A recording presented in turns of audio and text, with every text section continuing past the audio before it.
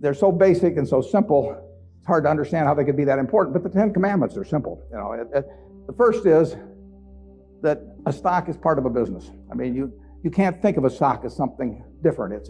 You value a business, and then you divide by the shares outstanding. But what you have to think about is what kind of a business are you getting into, what are its economic characteristics, who are its competitors, what's its management like, all of these things that relate to a business instead of a little ticker symbol.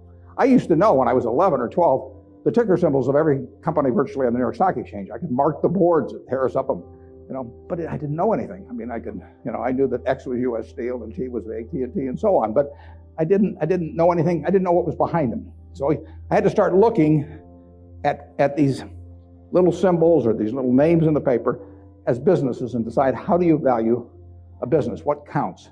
The second thing in the book is that Graham gives you a marvelous set point in terms of how the investor should react to stock market fluctuations. He talks about his mythical Mr. Market in chapter 8. And there's been no better thing written in terms of the investor's attitude toward stock prices.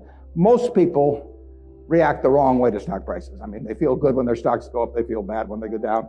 They think the stock market is there to instruct them. And Mr. Market is this partner you have in investing. He's a remarkably obliging partner.